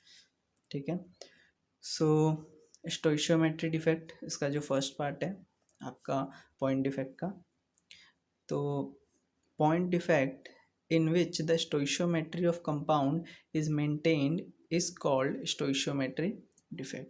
The stoichiometry is retained when the ratio of cation and anion remains same as represented by the formula of compound. So point defect वो है जिसमें स्टोइशियोमेट्री जो कंपाउंड है, point defect in which stoichiometry of compound is maintained. तो stoichiometry क्या है? तो जिसमें आपका जो रेशियो है कटायन और एनायन की, वो क्या रहे? वो सेम रहे जो कि फॉर्मूला ऑफ कंपाउंड का है, रिप्रेजेंट किया जाता है उसी तरह से। सो जब आपका स्टोइशियोमेट्री मेंटेन रहती है तो उस डिफेक्ट को क्या कहते हैं? Stoichiometry defect. Stoichiometry in non ionic solid में जो है आपका वैकेंसी डिफेक्ट और इंटरस्टिशियल डिफेक्ट देता है। सो वैकेंसी डिफेक्ट देखते हैं। Defect in which some of the lattice site remain vacant is called vacancy defect. Vacancy से ही पता चल रहा है, खाली जगह का रह जाना vacancy defect. This defect is generally caused by the heating. ये पूछा जाता है, ठीक है, एक एक मार्क्स के क्वेश्चन बन जाते हैं कि ये किसकी वजह से होता है, तो हीटिंग की वजह से हो सकता है। The density of solid decrease in case of vacancy defect, ये भी पूछा जाता है, आपका डेंसिटी कम हो जाती है वैकेंसी डिफेक्ट में। This defect is also called thermodynamic defect. फिर है आपका interstitial defect. When some of the interstitial sites are also occupied besides lattice sites, then the defect is called interstitial defect. So मैंने बताया था आपका कि interstitial site क्या है? जो आपके लटाइस साइट के बीच में जो भी गैप्स दिख रहे हैं वो है। तो यहाँ अगर आप देखेंगे तो आपको लटाइस साइट्स पे तो सभी एटम दिखेंगे ही, लेकिन यहाँ देखिए दो जगहों पे आपके जो इंटरस्टिशियल साइट्स है उस पर भी आपको 2 एटम्स या ऑक्यूपाइड है ये पहले से, वो दिखेंगे। सो ऐसे डिफेक्ट को क्या कहते हैं हम? Interstitial defect. और ये किस लिए होता है? It is caused by pressure. Pressure की वजह से हो सकता है defect. Density of solid increase in this type of point defect. ठीक है, इसमें डेंसिटी क्या हो जाती है? बढ़ जाती है। ये क्वेश्चन पूछे जाते हैं एक एक मार्क्स के, तो ये आप ध्यान रखें। फिर है आपका stoichiometry defect in ionic solid. तो ये आपके 2 तरह के हैं। पहला है आपका a part Schottky defect, ठीक है। तो it is a vacancy defect in ionic solid in which cation and anions are missing from their normal lattice site in such a way that the stoichiometry of compound is retain. So ये आपका vacancy defect है जिसमें आपका cation और anion जो है वो अपनी लटाइस साइड से वो गायब हो जाते हैं या मिस होते हैं, लेकिन जो स्टोइशियोमेट्री है, मतलब जो रेशियो है कटायन एनायन का, वो बराबर होता है। This defect occurs in highly ionic solid such as NaCl, KCl, CaCl etc. in which cations and anions have almost same ionic radius and second coordination number is high. ये भी पूछा जाता है आपका कि शॉर्टकी डिफेक्ट के लिए क्या क्या कंडीशंस है, या कह सकते हैं कि किस चीज़ पे डिपेंड करता है। तो ये आपके 2 पॉइंट है कि कटायन और अनायन का जो होता है साइज़ वो ऑलमोस्ट सेम होता है एनिक्स रेडियस का, उनमें हो सकता है, और कोऑर्डिनेशन नंबर हाई होता है। फिर इसमें डेंसिटी ऑफ सॉलिड क्या होती है, डिक्रीज हो जाती है इन case of Schottky defect. Vacancy हो रही है तो ऑब्वियस है आपकी जो डेंसिटी होगी वो डिक्रीज हो जाएगी। सेकंड है आपका इसमें Frenkel defect. It is dislocation defect in which some cations missing from their normal lattice site are dislocated to interstitial site. So इसमें आपके जो cations है वो नॉर्मल साइट से डिसलोकेट होकर इंटरस्टिशियल साइट पे चले जाते हैं। It is also a stoichiometric defect. This defect occurs in less ionic solid such as AgCl, AgBr, ZnS, AgI, etc., which has much smaller radius of cation than anion और लो coordination number होता है। ठीक है, तो ये भी पूछते हैं कि किस तरह के सॉलिड में होता है, तो लेस आयनिक सॉलिड में जिनका जो स्मॉलर रेडियस जो है कटायन का वो स्मॉलर होता है अनायन से, और लो कोऑर्डिनेशन नंबर होते हैं। फिर इसकी डेंसिटी है, तो density of the solid remains constant in case of Frenkel defect. ठीक है, तो कोई भी वैकेंसी नहीं हो रही है तो डिक्रीज नहीं होगा, और ना कोई ऐड हो रहा है तो इंक्रीज भी नहीं होगा। ये सिर्फ क्या हो रहा है, अपनी जगह से डिसलोकेट हो रहा है। सो डेंसिटी कांस्टेंट रहेगी फ्रैंकल डिफेक्ट में। फिर क्वेश्चन है जैसे name a compound which shows both Schottky and Frenkel defect. तो ये आपका है AgBr। ठीक है, ये इंपॉर्टेंट क्वेश्चन है। ऐसे एक क्वेश्चन और है, why alkali metals halide do not show Frenkel defect. तो the size of alkali metal ion is too large to be accommodated in the interstitial site. ठीक है, तो उसका मेटल का जो आयन है एल्कली मेटल का वो बहुत ज़्यादा बड़ा होता है, जो कि इंटरस्टिशियल साइड में जो है अकोमोडेट नहीं हो सकता। इसी वजह से ये फ्रैंकल डिफेक्ट शो नहीं करते। एक और क्वेश्चन है, देख लेते हैं, why AgBr shows Frenkel defect. तो ऊपर बताया था because the size of silver atom is very small and it is accommodated in the interstitial site. इसका साइज़ जो है बहुत छोटा होता है, जो कि इंटरस्टिशियल साइट पे जो है वो डिसलोकेट होके अकोमोडेट हो सकता है। फिर है आपका non स्टोइशियोमेट्रिक defect. It is a point defect in which stoichiometry of compound is disturbed, that is the ratio of anion and cation is no more remains same as represented by the formula of compound। so इस defect में जो है stoichiometry जो है वो disturb हो जाती है, मीन्स रेशियो ऑफ अनायन और कटायन का जो है वो सेम नहीं रहता। ठीक है, तो इसको क्या कहते हैं हम, नॉन स्टोइशियोमेट्री डिफेक्ट। इसमें एक टाइप है metal excess defect. So due to anion vacancy, तो मेटल एक्सेस किसकी वजह से, ड्यू टू अनायन वैकेंसी, वो देखते हैं। Metal excess defect occurs in ionic solid. Ionic solid में होता है when some anions are missing from their normal lattice site. तो नॉर्मल लटाइज साइड से कुछ अनायंस जो होते हैं वो मिस होते हैं। The vacancy of anion is filled by electron to maintain electrical neutrality और द बैलेंस चार्ज। और जो आपके अनायंस मिसिंग है तो उसकी वैकेंसी फिल करने के लिए इलेक्ट्रॉन्स का फिल किया जाता है, ताकि जो न्यूट्रलिटी है वो मेंटेन रहे या चार्ज जो है वो बैलेंस रहे।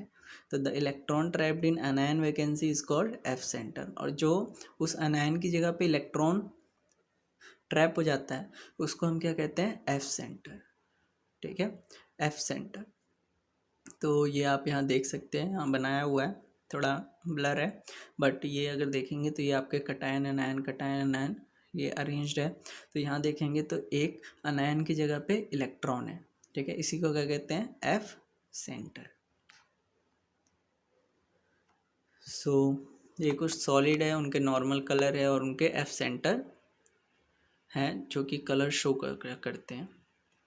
सो it is responsible for the development of some unusual colour in solid. जो एफ सेंटर है, जो कि ये जो इलेक्ट्रॉन्स हैं वही क्या होते हैं, जो कलर डेवलप होते हैं अनयूजुअल वो इन्हीं की वजह से होते हैं सॉलिड में।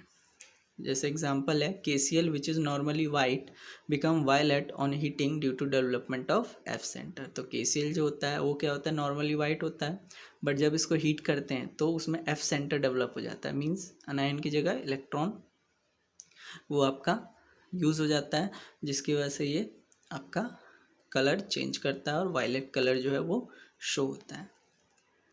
फिर है आपका due to presence of extra cation.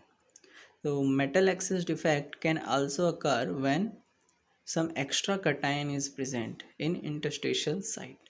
तो उसमें क्या था, आपका अनायन मिसिंग था और उसकी जगह इलेक्ट्रॉन न्यूट्रलिटी बना रहे थे। इसमें क्या है, आपका कटायन एक्स्ट्रा प्रेजेंट है इंटरस्टेशियल साइट पे, and to maintain neutrality electron are also present in adjacent interstitial site. और न्यूट्रलिटी बनाने के लिए उसके एडजेसेंट इंटरस्टेशियल साइट पे जो है एक इलेक्ट्रॉन भी प्रेजेंट होता है।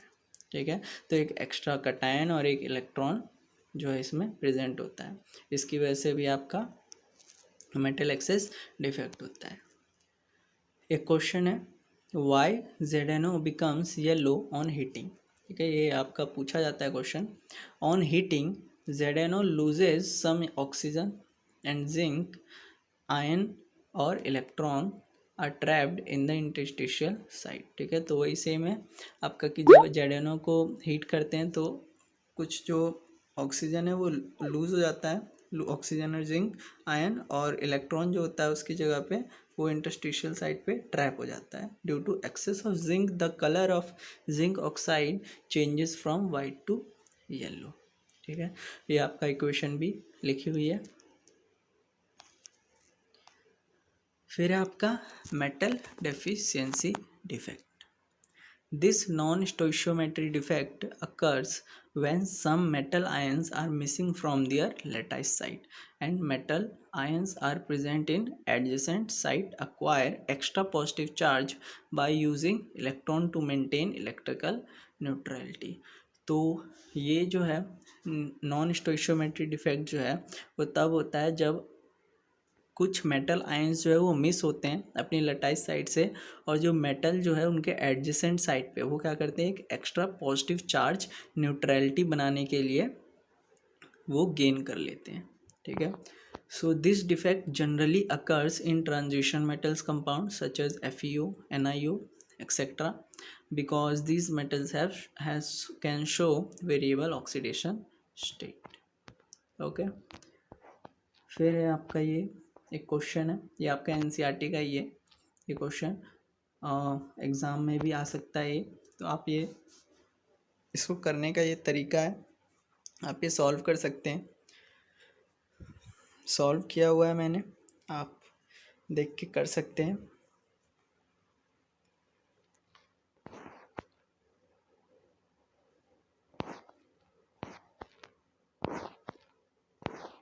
फिर है आपका impurity defect. When some foreign particles, atoms or ions are present in the lattice site, interstitial site of a solid, then the defect is called impurity defect। तो कोई फॉरेन पार्टिकल, एटम या ion जो है वो lattice site या interstitial site पे जब present होता है तो उस टाइप के डिफेक्ट को क्या कहते हैं, इम्प्योरिटी डिफेक्ट। ठीक है, यहाँ पे अगर आप देखेंगे तो AB का मेटल है, लेकिन यहाँ देखेंगे तो C एक जो है वो फॉरेन एलिमेंट आ गया। इस तरह के इम्प्योरिटी को, डिफेक्ट को क्या कहते हैं, इम्प्योरिटी डिफेक्ट। फिर नोट है कि when a cation of extra valency are doped then a cation vacancy are created. तो जब कि एक कटायन को एक्स्ट्रा वैलेंसी से डोप किया जाता है, ठीक है, तो एक कटायन वैकेंसी क्रिएट होती है। ठीक है, फिर है एग्जांपल इसका, when NaCl is doped with SrCl2 और CdCl2 then cation vacancy are created. तो जब cation of extra valency dope होगी तो उसमें कटायन वैकेंसी क्रिएट हो जाएगी। और when anion of extra valency are dope then an anion vacancy are created. इसका एग्जांपल देखेंगे तो anion vacancy are created when NaCl are doped with Na2O इसके साथ, Na2O कंपाउंड के साथ। सो ये है आपका देन एक क्वेश्चन है, ये एनसीईआरटी का है, ट्राई कीजिए। ठीक है, इसमें सिंपली सॉल्व किया हुआ है विद स्टेटमेंट 100 मोल NaCl के लिए ये। फिर है आपका classification of solid on the basis of electrical conductivity. So the electricity produced on heating a polar crystal is called pyroelectricity. Pyro means heat होता है, so electricity जब heating की वजह से create हो, produce हो, तो उसको क्या कहते हैं हम? Pyroelectricity. ये आपका मुझे नहीं लगता सिलेबस में है, ये एक्स्ट्रा नॉलेज के लिए मैंने लिख रखा है। When mechanical stress is applied on polar crystal, electricity produced due to the displacement of ion is called piezoelectricity. So next है आपका properties of solids, electrical properties. So इसमें तीन है आपकी, कंडक्टर होते हैं, सेमीकंडक्टर एंड इंसुलेटर्स, आपको पता होगा। Conductors, these solids have high electrical conductivity varying between 10 की पावर 4 टू 10 की power 6 siemens per metre. So ये जो सॉलिड होते हैं इनकी हाई कंडक्टिविटी होती है, इलेक्ट्रिकल कंडक्टिविटी, जो कि वेरी करती है 10 की पावर 4 से 10 की पावर 6 तक। एग्जाम्पल है इसका copper, aluminium, silver, brass et cetera. फिर है आपका second semiconductor. These solids have intermediate electrical conductivity between insulators and conductors. इन सॉलिड का जो है वो इलेक्ट्रिकल कंडक्टिविटी जो होती है वो इंटरमीडिएट होती है इंसुलेटर्स और कंडक्टर्स के बीच में। वेयर कंडक्टिविटी वेरीज बिटवीन 10 की पावर -6 टू 10 टू की पावर 4 सीमेंस पर मीटर। इनके एग्जाम्पल्स है आपके सिलिकॉन, जर्मेनियम SiC और गैलियम आर्सेनाइड GaAs।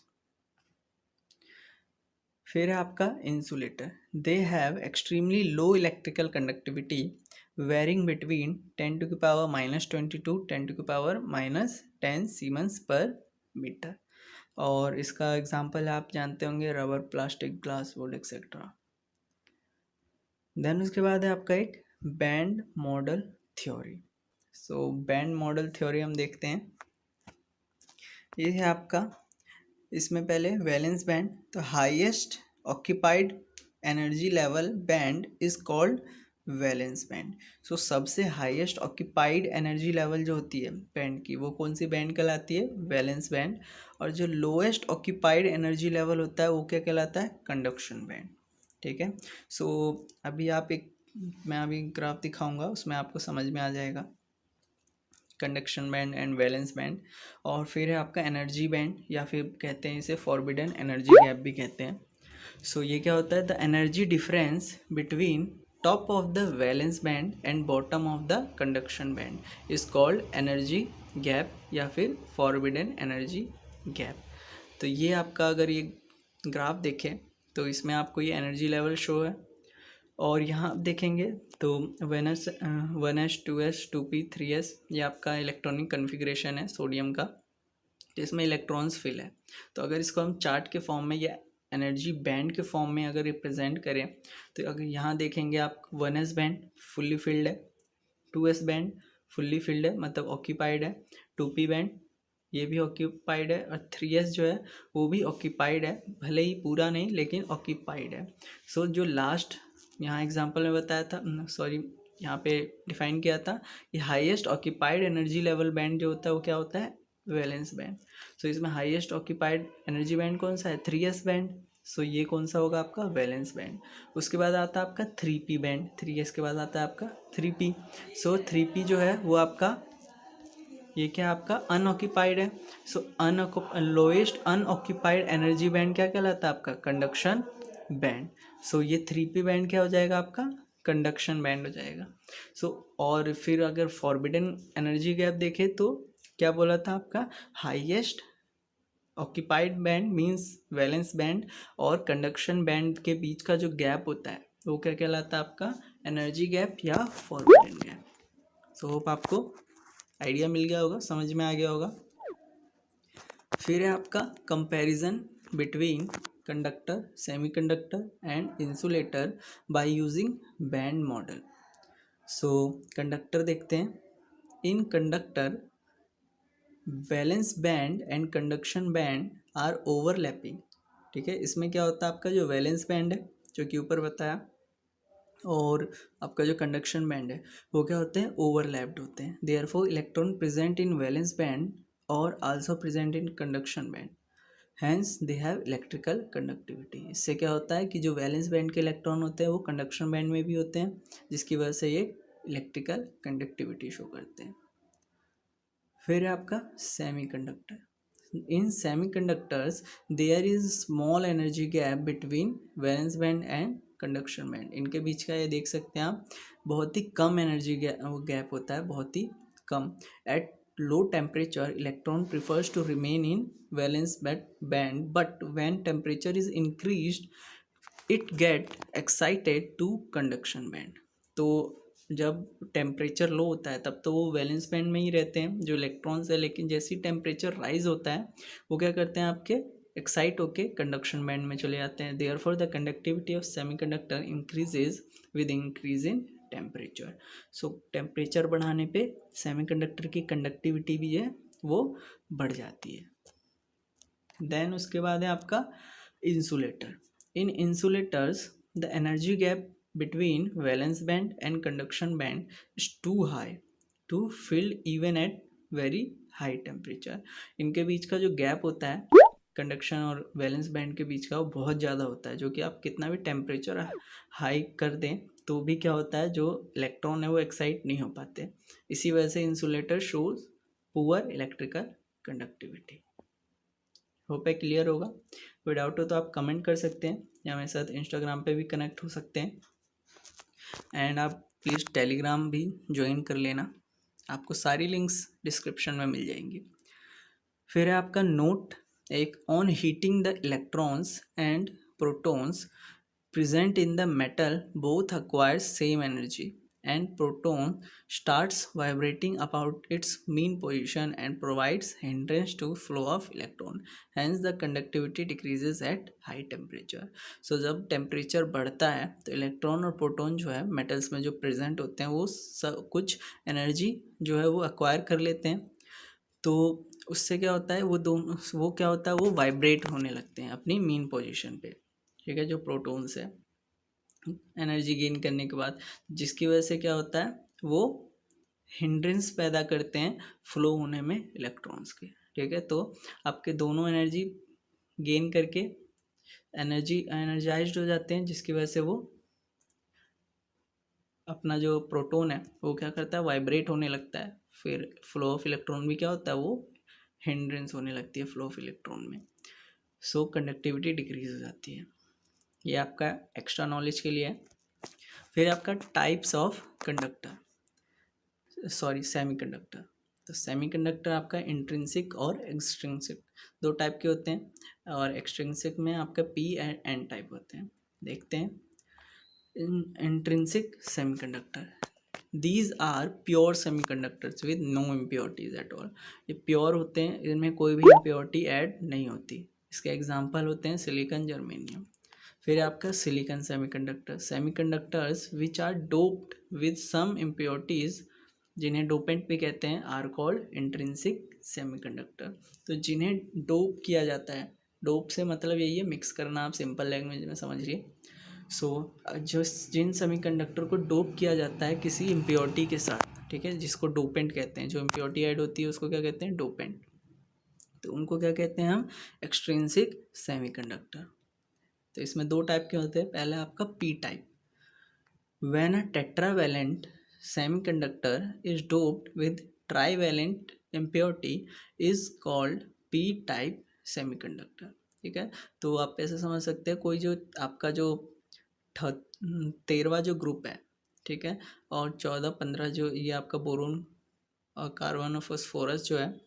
सो अगर आप किसी टेट्रावैलेंट को जो सेमीकंडक्टर है उसको डोप करेंगे ट्राइवैलेंट इम्प्योरिटी के साथ, ठीक है, मीन सिलिकॉन, बोरोन एग्जांपल ले सकते हैं, तो वो क्या बनाएगा आपका पी टाइप.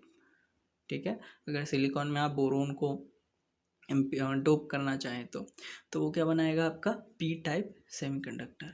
फिर है the conducting bodies in these semiconductors are holes which are positive charge carriers. So अभी तक आप प्रोटॉन पढ़ते आए होंगे, पॉजिटिव होता है, सो उन्हें होल्स भी कह सकते हैं आप, ठीक है। सेमीकंडक्टर में जो कंडक्टिंग बॉडीज होती है उनको क्या कहते हैं, होल्स कहते हैं, जो कि पॉजिटिव नेचर के होते हैं। तो ये होल्स की डेफिनेशन है, the vacancy of electrons is called hole, ठीक है। तो जो इलेक्ट्रॉन जब मूव कर जाता है तो वहाँ पे जो खाली जगह बच जाती है उसी को होल कहा जाता है। Holes are positive charge carrier because they move in the direction opposite to electron. Second है आपका n type, when a tetravalent semiconductor is doped with pentavalent impurity then it is called n-type semiconductor। तो कह सकते हैं आप कि आपने क्या किया, 14th जो ग्रुप था आपका उसको क्या किया, 15th ग्रुप के साथ डोप कर दिया, तो ये क्या हो जाता है आपका n type. The conducting bodies in n type semiconductor are electrons which are negative in charge, which are negative in nature या नेगेटिव चार्ज कैरियर होते हैं। तो ये था आपका एन टाइप। फिर है आपका क्लासिफिकेशन, एक क्वेश्चन है कि classification of the following P N N type nature. So अगर सिलिकॉन को आप गैलियम के साथ डोप करेंगे तो पी टाइप बनेगा, ठीक है। आप ग्रुप वाइज से पता लगा सकते हैं, ठीक है, जैसे 13 14 15 करके, अगर 14 वाले को आप डोप करेंगे 13 वाले के साथ तो पी टाइप बनेगा, और उसी को अगर 15 वाले के साथ कर दें तो क्या बनेगा, एन टाइप बनेगा, सिंपल है। फिर है आपका application of P and N type semiconductor. The combination of P and N type semiconductor, जिसको P N and N P भी कहते हैं, उनको क्या कहते हैं हम, diode. It is used as an rectifier, जो कि रेक्टिफायर का काम आपको पता होगा, AC टू DC करना होता है। सेकेंड पॉइंट है when one layer of one type of semiconductor is sandwiched between two layers of the other type of semiconductor then a transistor is form. So अगर आप एक टाइप के semiconductor को किसी एक ही टाइप के दो लेयर के बीच में सैंडविच बना दे तो उनको क्या, वो क्या होता है, ट्रांजिस्टर होता है वो, जैसे PNP और NPN, ठीक है। आप हायर क्लासेस में जाएंगे तो पढ़ेंगे इसके बारे में। It is use to detect and amplified radio signals. Photodiode is used in solar cells to convert light energy into electric energy. Photovoltaic substance which convert light energy into electric energy is called photovoltaic substance. और amorphous silicon is used in photovoltaic substance, amorphous silicon का use किया जाता है। आपका है 12-16 compound, the material made by mixing an element of group 12 and group 16, ठीक है। तो ग्रुप 12 और जो ग्रुप 16 है उसको जो मिक्स करके आप एलिमेंट बनाएंगे to simulate an average valence of 4 is called 12-16 compound. तो उसको 12-16 कंपाउंड कहा जाता है।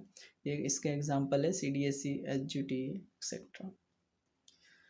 फिर है आपका 13-15, सेम उसी की तरह, अगर आप एक मटेरियल मिक्स करके 13 ग्रुप के एलिमेंट और 15 ग्रुप के एलिमेंट के साथ बना रहे हैं एवरेज वैलेंसी 4 के लिए, सो ये आपका क्या बोल देगा, 13-15 कंपाउंड, इसको नाम दिया गया है। एग्जांपल है आपका GASP, TLAS et cetera, GAS, they are man made semiconductors, ठीक है, ये मैन मेड होते हैं। फिर है आपकी मैग्नेटिक प्रॉपर्टीज। पहला है आपका paramagnetic substance and paramagnetism, a substance in which weakly attracted which is weakly attracted by the external magnetic field is called paramagnetic substance, ठीक है। वो सब्सटेंस जो एक्सटर्नल मैग्नेटिक फील्ड से वीकली अट्रैक्ट हो वो पैरामैग्नेटिक सब्सटेंस कहलाता है। They lose magnetism in the absence of magnetic field, और ये मैग्नेटिज्म लूज कर देते हैं मैग्नेटिक फील्ड की एब्सेंस में। और फिर देखते हैं paramagnetism arises due to temporary alignment of magnetic moment of domain in the direction of external magnetic field, ठीक है। तो पैरामैग्नेटिज्म इसमें जो होता है वो टेम्परेरी अलाइनमेंट के लिए, अलाइनमेंट की वजह से इसमें अराइज होता है। ठीक है। Magnetic domain in the direction of external magnetic field. अब ये समझिए, ये आपका जैसे ये समझिए ये आपका मैग्नेटिज्म है, तो ये एरोस जो हैं तो वो सारे क्या होते हैं, एक्सटर्नल मैग्नेटिक फील्ड की तरफ जो होते हैं अलाइन हो जाते हैं। ठीक है। ये एग्जांपल समझ लीजिए, इसको अलाइन हो जाते हैं, जिसकी वजह से इसमें एक टेम्पररी मैग्नेटिज्म जो है वो जनरेट हो जाती है। A paramagnetic substance has at least one unpaired electron in its atom, ion and molecule. उसमें एक अनपेयर्ड इलेक्ट्रॉन जरूर होगा। ये एग्जांपल है Fe3 positive, O2, Cu2 positive, etcetera. Then diamagnetic substance और diamagnetism. A substance which is weakly repelled by external magnetic field is called diamagnetic substance। तो वो क्या था, अट्रैक्ट होता था, ये क्या होता है, वीकली रिपेल्ड होता है आपके मैग्नेटिक फील्ड में। मैग्नेटिज्म कैसे अराइज होता है, due to temporary alignment of magnetic moment of domain opposite to the direction of external field, magnetic field. So उसमें पैरामैग्नेटिज्म कैसे होता है, वो सेम डायरेक्शन में अलाइन हो जाते थे, इसमें क्या होता है आपके अपोजिट डायरेक्शन में अलाइन हो जाते हैं। Diamagnetic substance has no unpaired electron in its atom, ion और मॉलिक्यूल। इसमें एक भी अनपेयर्ड इलेक्ट्रॉन नहीं होता है। फिर है आपका फेरोमैग्नेटिक सब्सटेंस और ferromagnetism. A substance which is strongly attracted by external magnetic field is called ferromagnetic substance। जो एक्सटर्नल फील्ड से स्ट्रांगली अट्रैक्ट हो वो क्या हो जाएगा आपका ferromagnetic. It shows permanent magnetism even in the absence of external magnetic field. So absence में भी ये आपका परमानेंट मैग्नेटिज्म शो करेगा। Ferromagnetism arises due to spontaneous alignment of magnetic moment of domain in one direction. This alignment is not disturbed even after external magnetic field is removed। so ये किसकी वजह से होता है, ये spontaneous alignment की वजह से होता है मैग्नेटिक मोमेंट ऑफ डोमेन का एक डायरेक्शन में, और जब मैग्नेटिक फील्ड हट जाती है तो भी ये उसी डायरेक्शन में होते हैं, डिस्टर्ब नहीं होते। इसका एग्जाम्पल है आपका आयरन, कोबाल्ट, निकल। फिर है आपका anti ferromagnetism. In an anti ferromagnetic substance magnetic moment of domain align parallel and anti-parallel in equal numbers so that there is no net magnetic moment left। so इसमें क्या होते हैं आपके जो डोमेन होते हैं वो पैरेलल और एंटी पैरेलल इक्वल नंबर्स में अलाइन हो जाते हैं, तो वहाँ पे कोई भी मैग्नेटिक मोमेंट जो है वो नहीं रहता है। फिर है आपका फेरीमैग्नेटिक सब्सटेंस या फेरीमैग्नेटिज्म। A substance in which magnetic moment of domain align parallel and anti-parallel but in unequal number। ठीक है, इसमें unequal number में अलाइन हो जाते हैं पैरेलल या anti parallel, so that there is some net magnetic moment left। Example इसका Fe3O4, आपका फेराइट्स एक्सेट्रा। नोट है, when a ferrimagnetic substance is heated at 850 K it becomes paramagnetic due to randomization of spin। सो अगर आप फेरीमैग्नेटिक substance को heat करेंगे 850 kelvin पे तो ये आपका पैरामैग्नेटिक बन जाएगा। ठीक है, और this temperature is called Curie temperature, ये भी आपका क्वेश्चन पूछा जाता है। ठीक है, क्यूरी टेम्परेचर पे आप फेरीमैग्नेटिक को पैरामैग्नेटिक बना सकते हैं। उसके बाद ये कुछ एक्स्ट्रा नॉलेज के लिए मैंने लिख रखे थे पॉइंट्स है, आप लिखना चाहे या पढ़ना चाहे तो पढ़ सकते हैं, आपकी मर्जी है।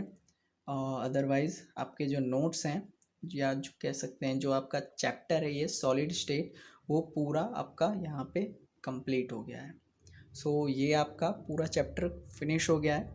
आपको ये वीडियो कैसी लगी प्लीज़ कमेंट करके ज़रूर बताना। कोई डाउट हो तो आप नीचे कमेंट करके लिख सकते हैं, अदरवाइज़ आप मेरे साथ इंस्टाग्राम पे भी कनेक्ट हो सकते हैं।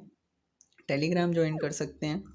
और अगर अभी भी चैनल सब्सक्राइब नहीं किया है तो प्लीज़ चैनल ज़रूर सब्सक्राइब कर लेना, ठीक है, और शेयर कर देना इस वीडियो को ज़्यादा से ज़्यादा। और एक और बात, अगर आपको नोट्स चाहिए PDF फॉर्म में तो आप ले सकते हैं, आपकी मर्ज़ी है।